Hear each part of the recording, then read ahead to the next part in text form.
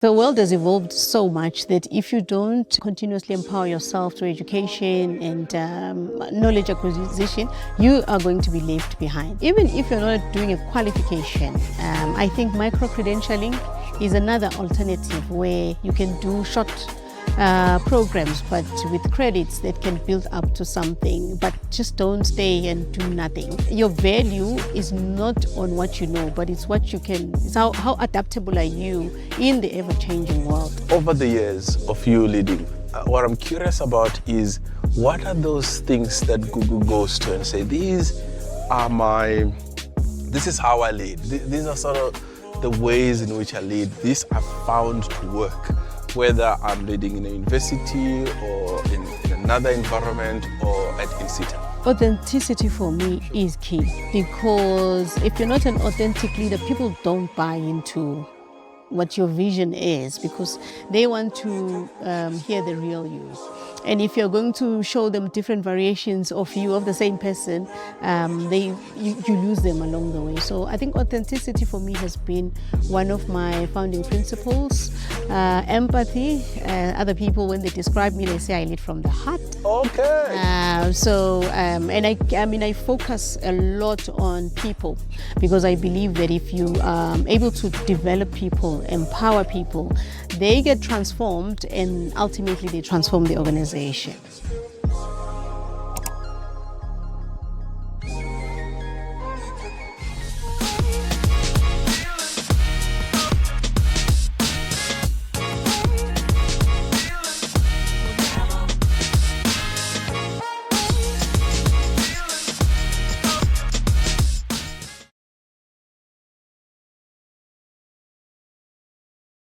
Hello, I am Dr. Maanda Tshifularo, and on this week's episode of the Super Lead podcast series, we are joined by a powerhouse of leadership and skills transformation in South Africa, Gugu Mkhize. She's the CEO of the Insurance Sector Education Training Authority, INSITA.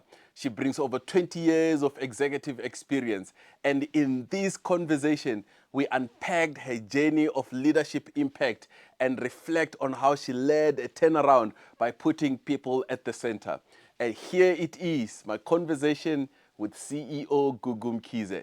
Take a listen. So, Gugu, welcome to Super Lead Podcast. Thank you. I'm excited to be here. Lovely. We have been, as you were saying, threatening to do this podcast for years. I know. And here we are, finally. Yes, we made it, so it's finally here. Oh, lovely. I wonder if it was New Year's resolutions on your side, on my side, or it's just, this is the time. We had to do the right thing. Okay, and good. give people what they want. So it is for the people. Yes, it's right. for the people. Tell me, this is for the people.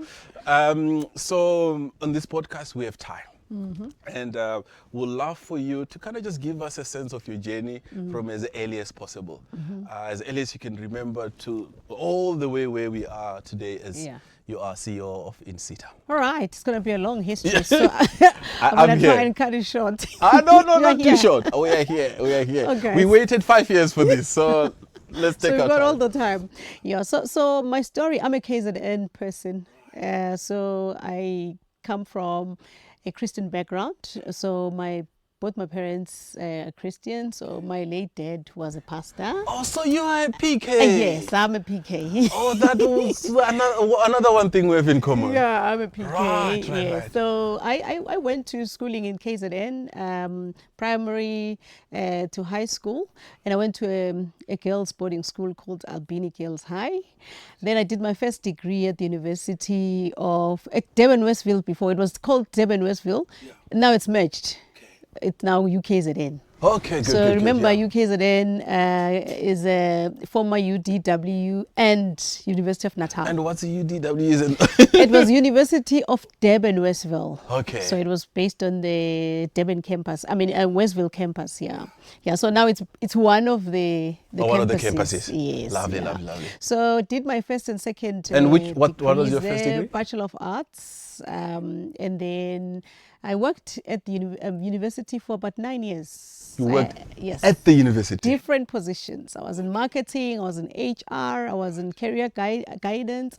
I was also at I think my last role was in the office of the Vice Chancellor, Professor Makhoba. Yes. Yes, so I left. And then some teaching? No. My mother is a teacher.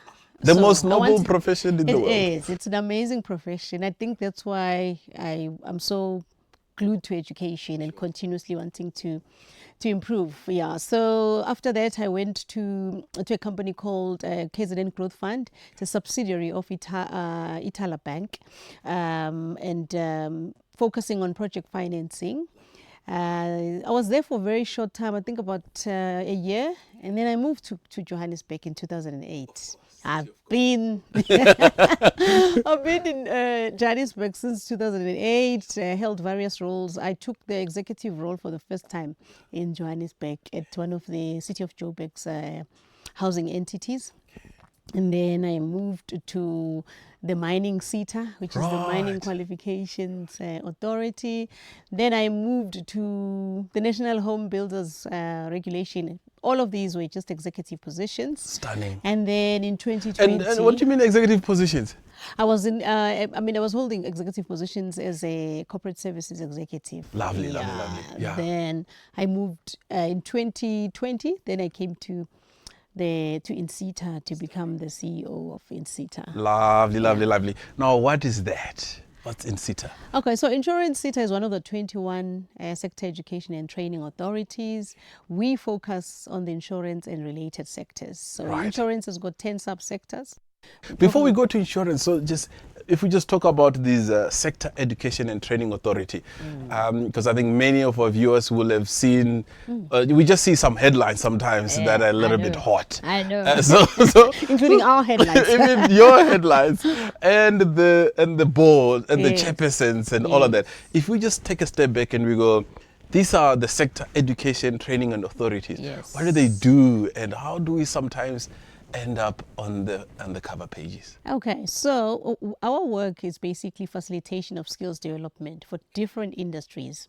So like I said, we focus on the insurance and related sectors. So we develop what we call sector plans, which basically forecasts the skills requirements for the industry. Lovely. And then we will then develop plans for skilling the professionals, but also the pipeline that is coming into the industry. That's your unemployed youth, your graduates, and anyone who has interest in getting into the industry. So the main function of a SITA is research and planning for skills required by the industry. Lovely. Second is qualifications development. We're now moving into the transition for occupational qualifications, where you basically mixing experience and experience and theory. Sure. And then the other function of the SITAs is to implement learning programs. So we implement learning programs for unemployed youth, so your bursaries, your skills programs, learnerships, internships. Sure. But then we also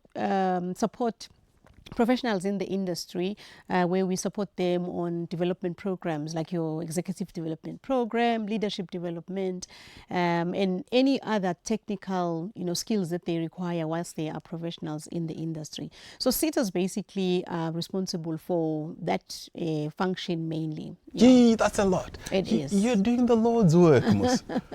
Sure. We try. So someone listening in, let's say they want to get an internship in the insurance sector. How does that work? So on an annual basis, we would obviously advertise. We open a window, but we also work a lot with our stakeholders, which is the employers and our delivery partners, like universities as well as TVET colleges. So we would advertise, and then the stakeholders would apply. So they apply on behalf of those who want to be part of learnerships. So the companies will apply? Yes. Right. They apply. But different SITAs use different models. Others allow you to apply yourself directly. But we use a different model, which is basically a stakeholder applies. They'll tell us the numbers that they require. We then approve them on the basis of those numbers, and then we implement the programs. Yeah. Okay. And then you spoke about executive development programs and all of those good things. Yes. If I wanted to be part of that program, what now? Okay, so just a back step. One of the critical issues in the industry is transformation. Right. So leadership development was basically earmarked to develop potential leaders that can ascend into different roles in the industry. So we do the same thing. We would advertise in partnership with a specific institution that is offering that program. Lovely. So then the institution will then put out the adverts, and then they invite professionals in the industry who are interested in being part of the leadership development program, and then they vet them. They screen them, interview them. It's a very intense program, as you might be aware. Then ultimately we then come up with the number of those that will be part of that cohort for that particular year. Yeah, lovely. Now, so I imagine with all the headlines, there must be a ton of money involved. How do the SITAs get funded, and how do we end up with so many headlines? I'm not sure about the headlines, but I can tell you with, the model for funding model for SITAs is simple. Industries contribute 1% of their salary bill to SARS. Okay. And then SARS will take 80% of the amount, give it to the SITA. 20% of it goes to the National Skills Skills Fund. So we use the 80% to then divide it into what we call mandatory grants and discretionary grants. Your mandatory grants are basically industry trains and they claim. We pay them mandatory grants. Oh, good. Discretionary grants, we initiate programs and we invite stakeholders to apply. We enter into contracts with them, and they run the training on our behalf. Lovely, lovely, lovely. And these are not small. This is not small change. No, it's not. Decent numbers. It's not small change. We wish it could be enough. So what we've done is, from an INSITA's perspective, we also encourage stakeholders to co-fund with us because of the shortage. So just as an example, we have on an annual basis more than 5 billion worth of applications for training. 5 billion rand. Applications, just worth applications to fund skills intervention for the industry.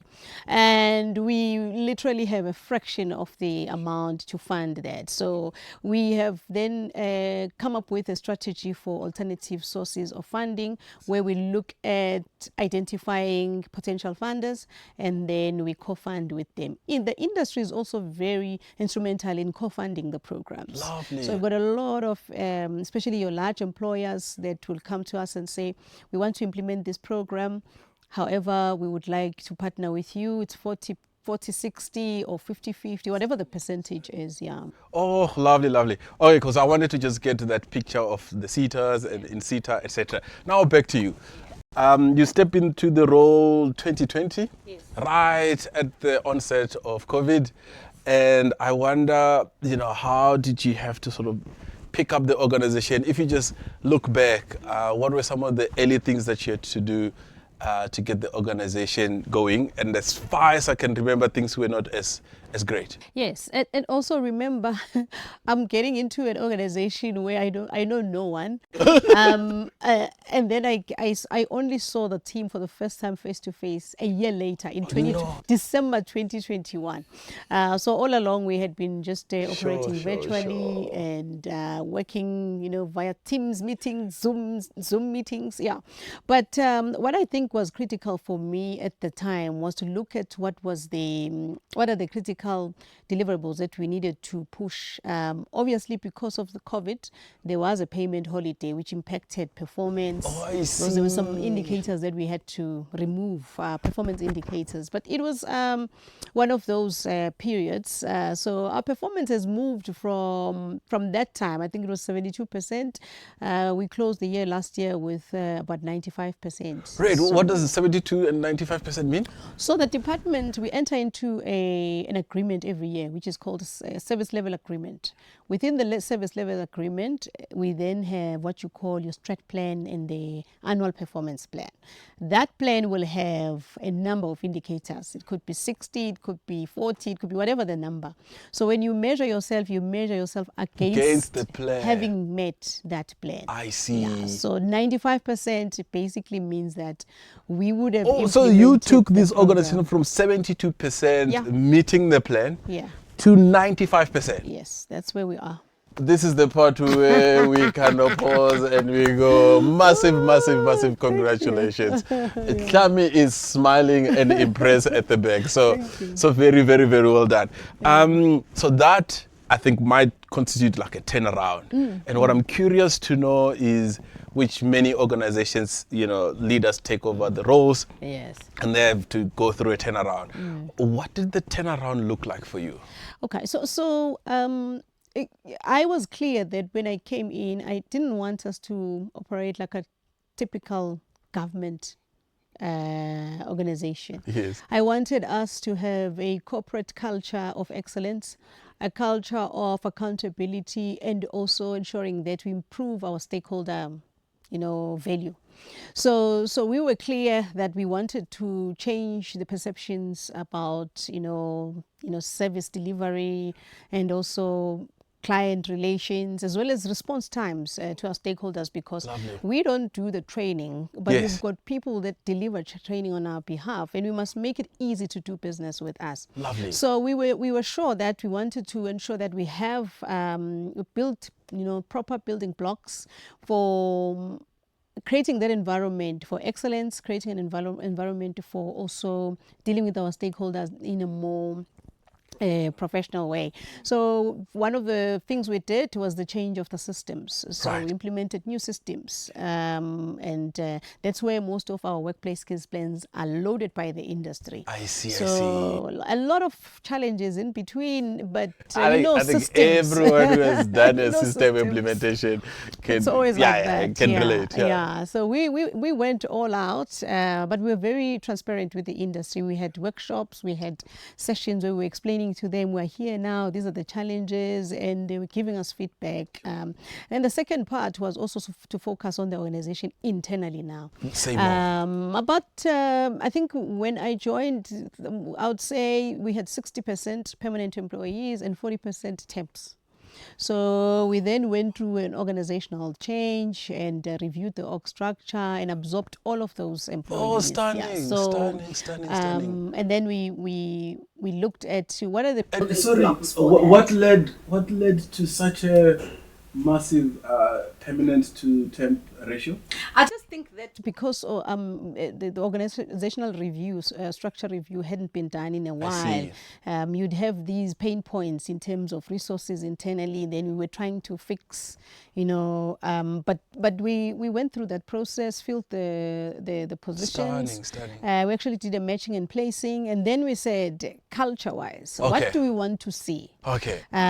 We then went on and developed the development plan for the whole organization, and we said these are the competencies required. So, I mean, at any given point for the last 5 years, I would say almost 20 to 30 people are studying.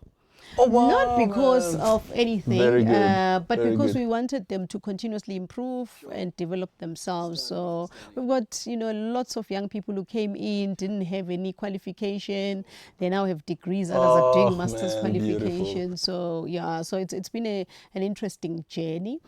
And then also we just wanted to deal with some of the issues from a governance perspective. So we improved governance. We established a risk function, an internal audit function, and those are fully functional now. Lovely. And we've got people that are working there. So it was a lot of change, different parts, just to ensure that we've got a fully efficient organization. Stunning. So now I want to go into maybe one of them, the culture piece. There is a culture sometimes that one can generalize for state-owned organizations.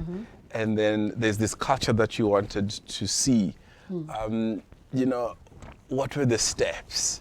So we firstly did an internal assessment And then after the internal assessment, we then said we want to create standards for the organization. So we've got like a service charter, which we adopted in 2020.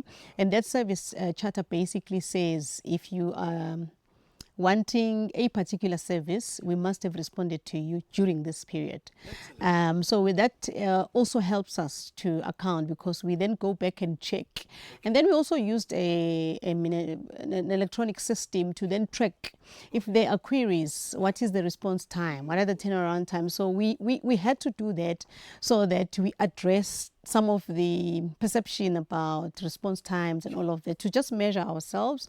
And when we did the last customer service, which was done, I think in a year and a half ago, we actually picked up that our customer satisfaction percentage is almost sitting at 80%. Beautiful. Which is not bad, but we would like to improve to get it to 95. Yes, it must align with the performance. Okay, so did the internal assessment, also tracked yourself. So this service charter was shown to the stakeholders. It was created by the employees to say these are the standards. Oh, beautiful. For finance, these are the standards. For operations, these are the standards. For HR internally, these are the standards. So it's what they co-own, and we communicate it with stakeholders. I mean, obviously across the board, every time when we're engaging with the stakeholders. Yeah. And so I love the systems and what you did with the people.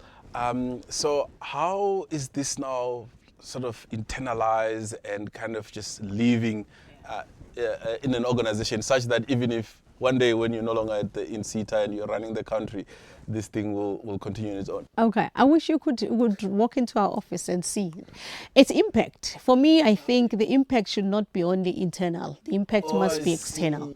So the professionalism, the accountability, the commitment and dedication of the staff is what becomes a result of the stakeholders being satisfied, but also stakeholders being able to be our extended hands to provide the necessary training interventions that are required by the industry. So it's about impact, and also ensuring that with the limited resources we have, we're able to fulfill the requirements of the industry and also meet their skills demand. Yeah.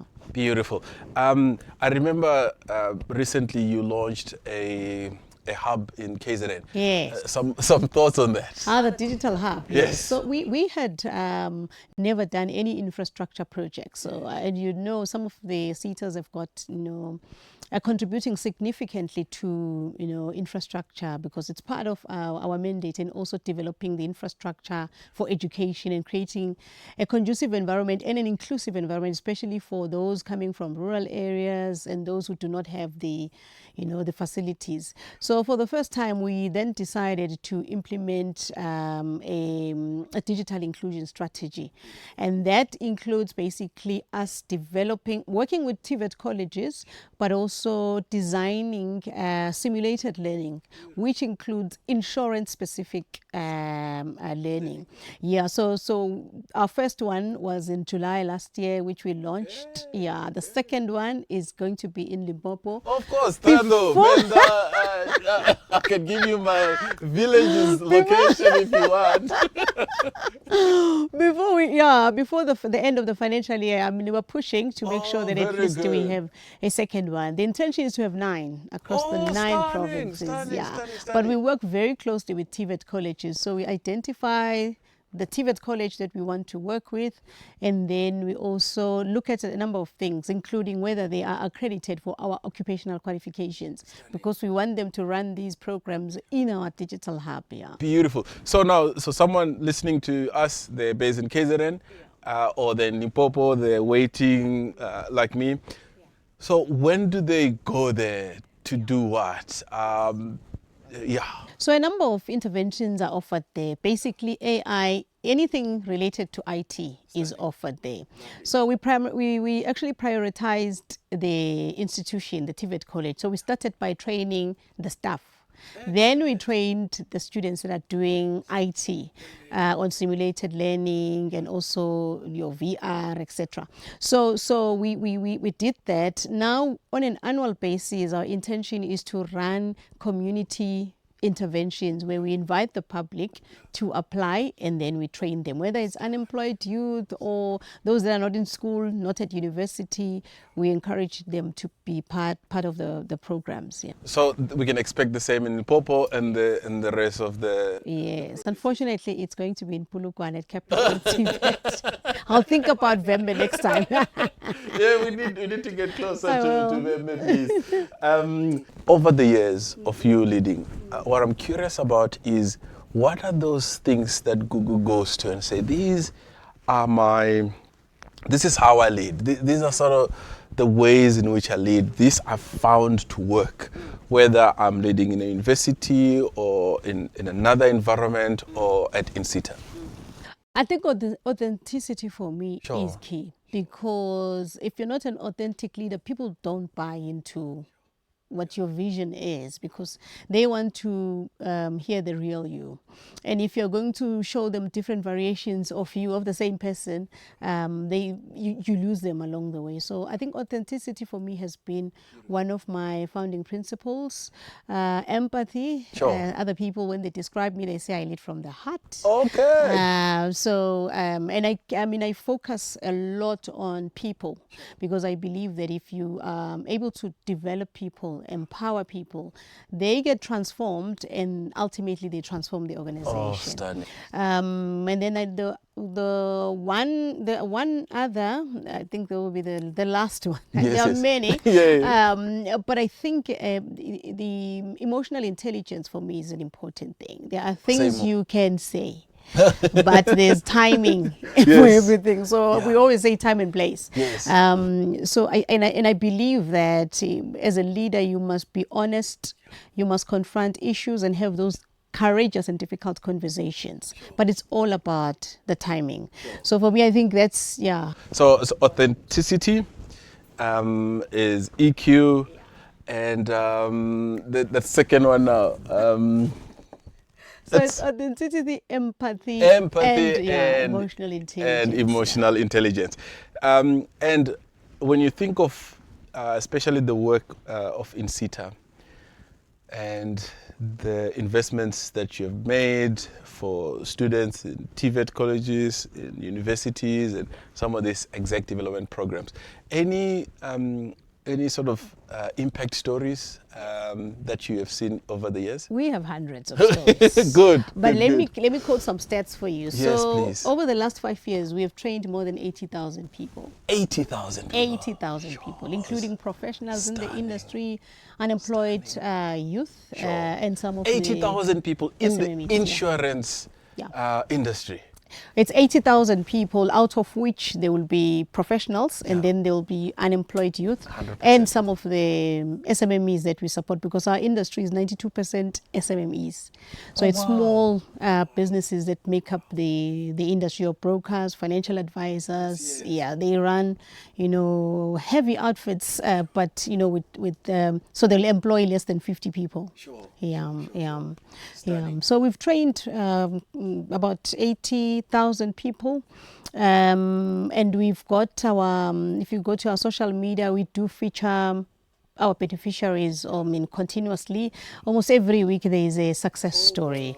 So from our leadership development program, we've got a lot of professionals who say, I was a leader before, but the executive development program has completely transformed me. Some get promotions, some get jobs elsewhere. Outside the industry. Yes. So it has impacted a lot of people. And you're sitting across one of the stories, because when was this now? I think 2014-ish or so.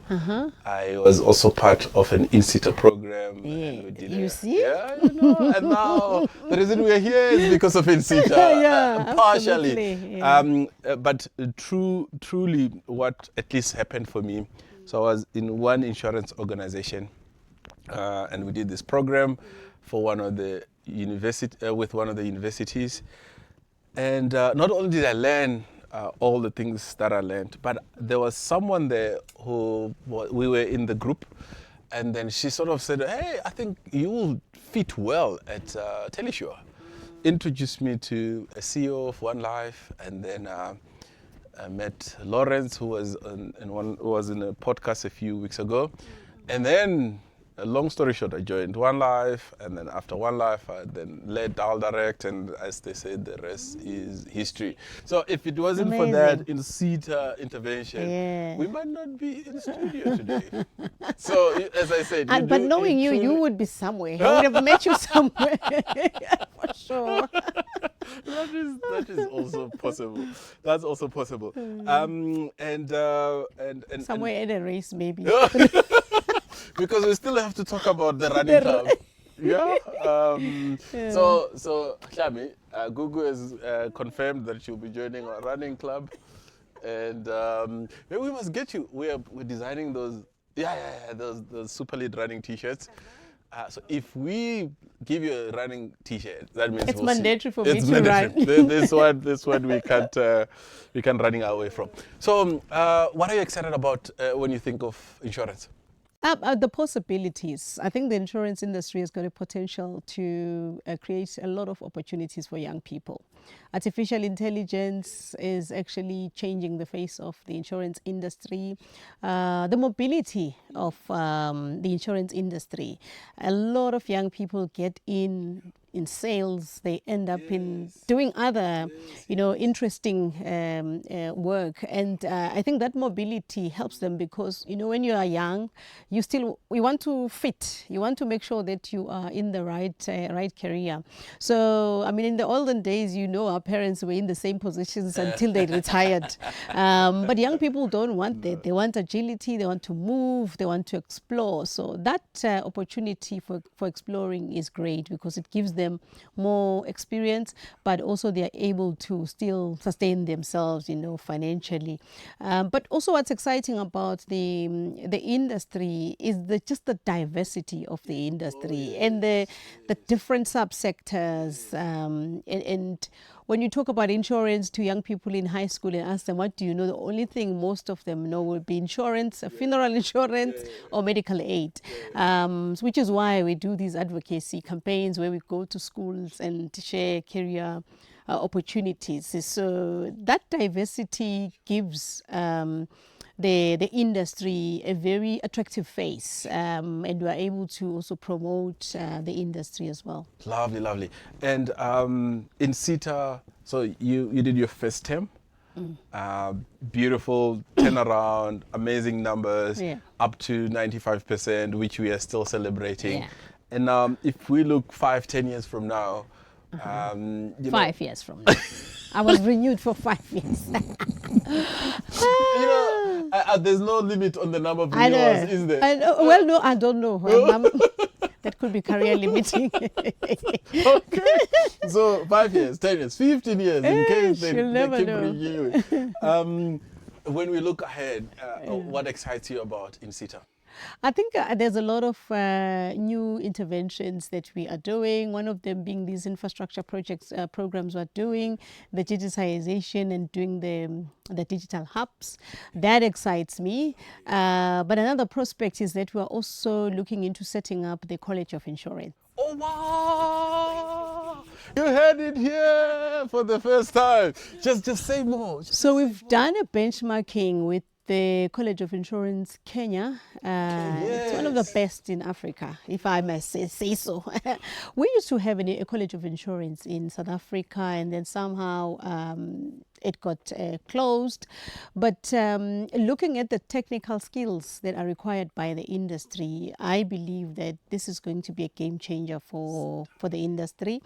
So we're excited about it. We're doing a lot of feasibility studies and just checking what will be the building blocks that makes a successful institution of this nature. And then also what excites me is the possibility of impacting people with our mandate, because our mandate is not like superficial or service oriented. It's something that it's about a young person who doesn't have money to go to university, once we have supported them, they are able to complete a qualification. They are able to get a job and change not only their lives, but the lives of their family, their siblings. So that excites me, but also the prospect of partnering within the industry to co-fund some of the initiatives. So we're looking forward to just massifying some of our interventions through the co-funding and getting more money to support the industry, because ultimately that's what it's about. It's about ensuring that we've got a resilient insurance industry through skills development. Lovely. Now, if you could talk to some of those potential co-funders and just kind of, I don't know, sell why they must come and partner with you directly into that camera. Okay. That's easy. We are the champions of skills development in the insurance industry. I think our track record speaks for itself. We have supported more than 80,000 beneficiaries, and we will continue to do so. Our target for the next 5 years is 100,000. So we're very ambitious, but we know that this is not possible without the support of our stakeholders and co-funders. So if you are interested in co-funding with us and running some of the training interventions, the learnerships, internships, or bursaries, please get in touch with us. We would love to work with you. Oh, lovely, lovely, lovely. Love that a lot. So if I have a training organization, how does one partner with INSITA? Okay, so there's an accreditation process that any training company that wants to work with us will be accredited through. So obviously through the quality, the QCTO. Yes. QCTO is the one that does the training for occupational qualifications. You would note that we have moved from your legacy qualifications into occupational qualifications now, which is a blend of theory and practical. So now if you want to be accredited, you can obviously apply and complete all the necessary information and submit the supporting documentation. They come and do their assessments, and if you are eligible, then they will give you the accreditation for that particular qualification or program. Yeah. And this is easy. Someone listening to us, they get onto the website, apply. In 2 weeks' time, they are training with you? No, not really. Okay. It's quite an intense process, because they still have to do their background work, etc. So I would say just give yourself time. You shouldn't be in a hurry. Just give yourself time. Yeah. But there was a time where when we were doing the accreditation in terms of the SITAs, it would have been slightly faster. But because they are dealing with 21 institutions, it's a lot of work. So understandably, it takes a bit of time, but once you get that accreditation, it's forever. So once you've got the accreditation, and then what happens? Yeah, so then you can apply for funding opportunities. So we will open the funding window for training programs for different stakeholders. So we'll open one for employers, for training providers, for universities, for TVET colleges, NGOs. So every time when we advertise, we will specify that these programs, we are looking for training providers, we are looking for universities. So it depends on the nature of the program. And these windows, do they have a set time, or they just...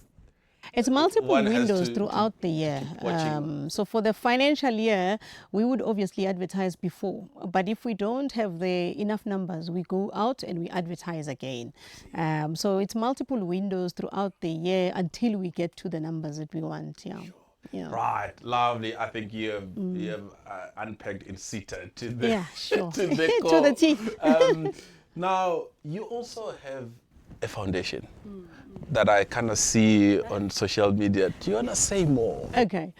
So I think the gift of giving is something which I believe was given to me by my grandparents. So growing up, there were so many people in our house. Sure. And it was not relatives. It was Okay. people that would come home. So my strangely or interestingly, my grandparents were also reverends. Ah, okay. That lineage. So I can see the trend here. We might be We might be having a pasta soon. No, here in front of me. Yes, anything is possible. You never know. So because they used to pray for people, our house used to be just full of people, and it would be people with different needs. Others would have their own issues at home, etc. And I would remember my grandmother every time they were leaving, she would give them something. So I think that has always been engraved in my mind that once one gets privileged to have something, I will share with people. So since 2016, That's long. we did foundation work before we even got registered as a foundation. So we identified families and we would give them food parcels, clothes. Who's we? My family. So we were doing it with my family, but it was before we formalized it. And then also, on an annual basis, we give clothes away. So we've got like it's closed. So last year we did one of our biggest events in December where we had, I think, 100 people. Sure. It was actually 180 because it was two different locations. And it's people who come from, tough backgrounds, and we're just, giving them love on Christmas, and we had lunch for them and gave them some food food parcels, but also we advocate a lot on education. So you hear, everywhere I go, if I see a young person, I'll ask them, what are you doing? What's happening with you? And try to assist them and link them with those, possibilities of funding, because I think we're blessed to be a blessing. So if there's a door open and someone has opened a door for you, you should leave it open. Sure. For others to walk in. Yeah, so that's basically what we do in the foundation. We do advocacy for education, advocacy for social support. Sure. That's and it. And I imagine there are people that partner and Yes. donate. Yes, we had a lot of support. And if you talk to potential new partners, Yes. on the camera, Yes. what might you say? Okay, our foundation is focused on supporting people who come from different and difficult backgrounds, and we're doing this thing from our own pockets. Basically, we're not funded by anyone, but we have a lot of people who just raise their hands towards December and they say we are available. So if there's any organization, an individual that has interest, they can reach us on the GM Foundation. And by the way, GM Foundation is my name. Basically, it's Gugu Mkhize Foundation. Yeah, so we've got a lot of support that comes from different parts. So if you are interested in supporting us, you can reach out to us. We're available to. Lovely. So you're in the skills world. Maybe almost second, third, last question. Just your guidance or thoughts to anyone as we start the year around enhancing their skills, around continuing to study. Some people will study in their first degree and maybe they don't continue. Maybe if you could just sort of say a thought or two on just continue. So I think the world has evolved so much that if you don't continuously empower yourself through education and knowledge acquisition, you are going to be left behind. So it's important to, even if you're not doing a qualification, I think micro-credentialing is another alternative where you can do short programs, but with credits that can build up to something, but just don't stay and do nothing, because I think your value is not on what you know, but it's what you can, it's how adaptable are you in the ever-changing world.